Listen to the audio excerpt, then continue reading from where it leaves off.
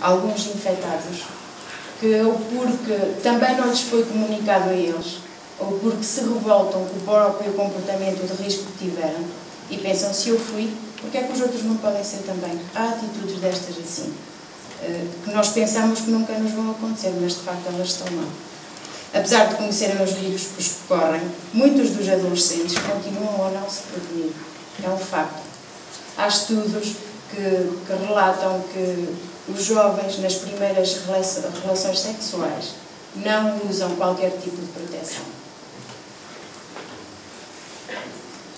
Temos a pediculose púbica, que são os chamados os piolhos, os chatos, que vivem durante cerca de um mês, ou seja, cada fêmea põe cerca de 50 ovos que eclodem uma semana depois. Já estão a imaginar, e o problema tende a piorar com o tempo. Temos o papiloma do vírus humano, que é a principal forma de transmissão do famoso HPV, que é por via sexual, sendo a doença sexualmente transmissível mais frequente. Estima-se que 25 a 50% da população feminina mundial esteja infectada. A maioria das situações não apresenta sintomas clínicos, mas algumas delas podem evoluir para cancro, ou seja, este tipo de vírus, há mais de 100 variações deste tipo de vírus, mais ou menos, a maior parte delas tem uma atuação benigna, como é o caso das verrugas, mas há alguns deles, e com certeza que já ouviram falar na prevenção do cancro do colo do útero, é exatamente através do HPV. O herpes genital, que existem dois tipos de herpes simples, e ambos os tipos podem afetar os órgãos genitais. A hepatite B, que é uma doença infecciosa, frequentemente crónica, causada pelo vírus da hepatite, é transmitida sexualmente por agulhas com sangue infectado e pode progredir para cirrose hepática ou cancro do fígado. O vírus existe no sangue, saliva, sêmen, secreções vaginais, leite materno de doentes ou portadores assintomáticos.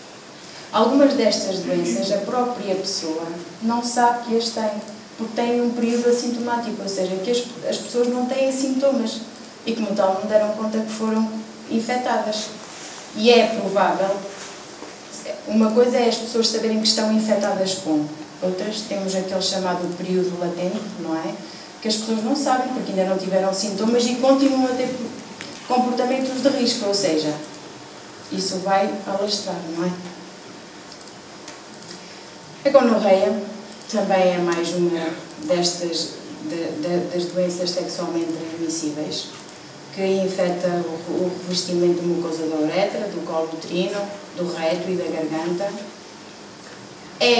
A gonorreia e a clamídia são duas doenças sexualmente transmissíveis que estão mais...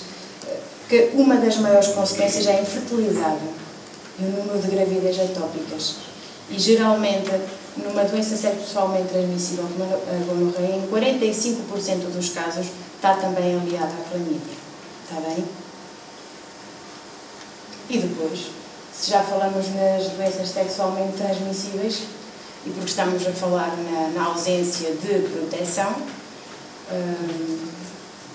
e da sexualidade, proteção da sexualidade, também teremos obrigatoriamente que abordar esta problemática, que é a gravidez na adolescência, que acontece. Apesar da maternidade na adolescência estar a diminuir no nosso país, Portugal mantém o segundo lugar dos países europeus com maior taxa de gravidez na adolescência. A maternidade na adolescência pode ser devastadora, não só a nível físico, mas também a nível psicológico. Porque quando acontece numa altura precoce, não é? Cada jovem está no início ainda do seu projeto de vida, digamos, isto pode significar a interrupção de muitos projetos e a alteração de toda uma vida, não é? E reparem que falou na maternidade, não falou na gravidez. A maternidade está a diminuir porque é possível interromper a gravidez, se for descoberta antes das 20 semanas. Portanto, a maternidade está a diminuir, as gravidezes na adolescência não quer dizer que estejam a diminuir. Por razões fisiológicas e sociais, as raparigas entre os 15 e 19 anos de idade têm o dobro da probabilidade de morrer no parto do que as raparigas acima dos 20. As complicações ginecológicas e depois obstétricas depois do parto são tanto mais frequentes quanto mais jovem a mãe é. Os filhos das mães adolescentes têm uma maior probabilidade de morrer antes de completarem 1 ano de idade, quando comparados com filhos de mães solteiras. Adultas, perdão. No plano psicológico, a gravidez acidental traduz em geral um profundo mal-estar na adolescente, perturbações na sua identidade sexual ou dificuldades nas suas relações com os pais. O que é certo é que 72% das jovens que ficam grávidas interrompem voluntariamente a gravidez. 3,3% das jovens que tiveram relações sexuais e ficaram grávidas uma vez na vida, 16% abortaram espontaneamente e 12% tiveram um filho. Grande parte das adolescentes revela tardiamente a gravidez, 50% depois da 20ª semana. Algumas apenas revelam a gravidez no momento do parto. Isto causa grandes transtornos no seio familiar, certo? Acontece, estão a imaginar uma jovem, o que será, imaginem vocês, chegarem ao hospital, a vossa família, o vosso pai, com uma dor de barriga, supostamente, não é? E quando chegam ao hospital, e o médico afinal diz à mãe, a sua filha não tem dor de barriga, o que ela vai ter é um filho. Quer dizer, isto causa uma crise aguda no seio de um lar. E que muitas vezes acontece é que depois de tantos atritos, tantos conflitos familiares, e acontece, há uma porcentagem disso, que estas crianças, as jovens, quando levam a gravidez à avante e acabam por ter o filho, há crianças que são dadas para a adoção. Porque as jovens não têm condições físicas, psicológicas, dependendo também da reação dos pais e do suporte, e desde aí a relação que toda ela que foi desenvolvida com os pais, que pode dar nisto ou não. E claro, para prevenirmos tudo isto, quer estejamos a falar das doenças sexualmente transmissíveis, quer estejamos a falar de uma gravidez que evidentemente nestas idades será indesejável, teremos que falar obrigatoriamente nos métodos contraceptivos. Métodos esses que podem ser naturais, que consistem em calcular o período fértil e desta forma evitar a ocorrência da fecundação.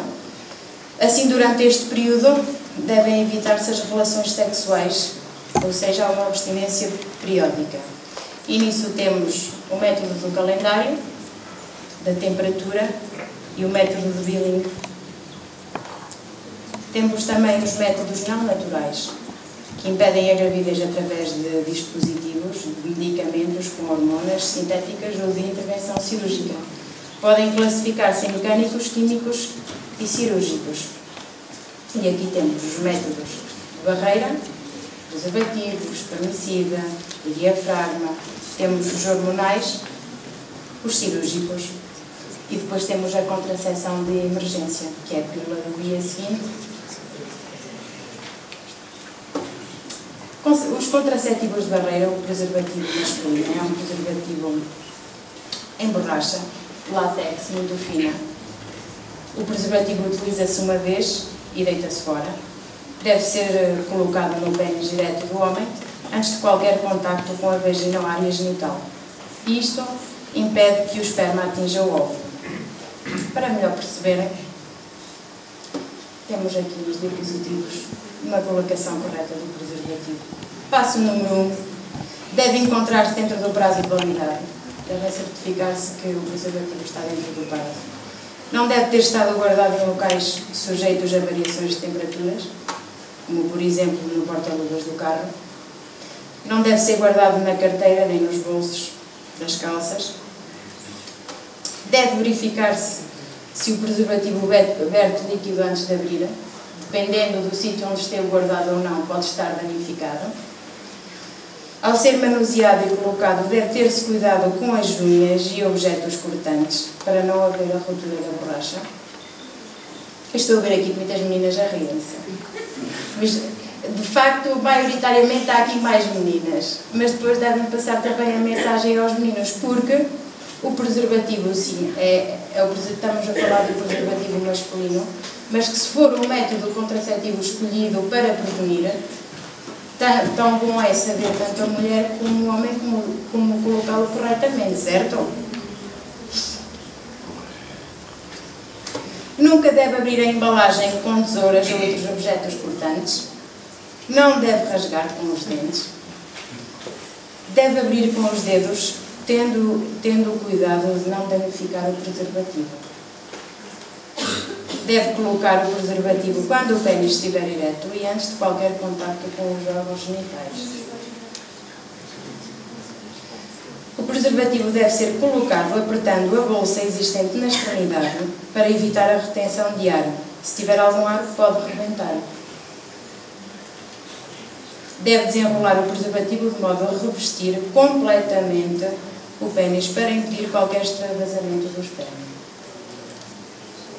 Se for utilizado algum tipo de lubrificante, sempre e só à base de água, pois o óleo pode enfraquecer e danificar a borracha, não é isso que se pretende. Finalmente, retire com cuidado e dê um nó. E já agora não deve ser colocado na sanita. Depois temos o preservativo feminino, é um preservativo bastante fino. Utiliza-se também uma vez, é utilizável apenas uma vez, assim como o preservativo masculino, que se coloca dentro da vagina de modo a formar um revestimento interior antes do início das relações sexuais e isso impede que o esperma atinja o óvulo. Estes preservativos são um bocadinho mais caros que os preservativos masculinos e não estão tão ao alcance frequente como está o preservativo masculino. Temos o diafragma e a capa cervical. É um dispositivo em forma de cúpula, fabricado numa borracha fina. A capa cervical é muito semelhante, mas mais pequena. Os diafragmas e as capas cervicais têm de ser usados com espermicida. O diafragma ou a capa coloca-se dentro da vagina de modo a cobrir o colo do útero. E isto impede que o esperma atinja o óvulo. O diafragma devem ser colocados por técnicos de saúde. Assim como os dispositivos o DIU e o CIU, são dispositivos intrauterinos e geralmente são utilizados já em mulheres que já tiveram filhos, mas é só para vocês também terem conhecimento dos variados contraceptivos que há. Estes, por exemplo, podem prevenir uma gravidez, mas não previnem, como é óbvio, doenças sexualmente transmissíveis. Assim como a pílula também não, apenas a gravidez. Mantém as hormonas estáveis, impedindo a ovulação, também afeta o músculo cervical e impede que o revestimento interno do útero engrosse e se prepare para receber um óvulo fertilizado. Depois temos as injeções e os implantes contraceptivos, que são pequenos tubos de plástico implantados no lado interior da parte superior do braço, que são contraceptivos hormonais a longo prazo. Depois temos, finalmente, os métodos cirúrgicos. A esterilização é um procedimento cirúrgico, geralmente permanente, que só é apropriado se tiver a certeza absoluta de que não vai querer ter mais filhos ou que prefere não ter nenhum. Temos nos homens a vasectomia, que é uma operação simples, que impede a deslocação do esperma dos testículos até ao pênis. E depois temos a laqueação de trompas, que é uma operação que impede a deslocação do óvulo até às trompas de Falópio. Temos aqui um filme que nós achamos que se torna pertinente para a temática e depois no fim também gostaríamos de saber qual foi a mensagem que receberam com este filme, está bem?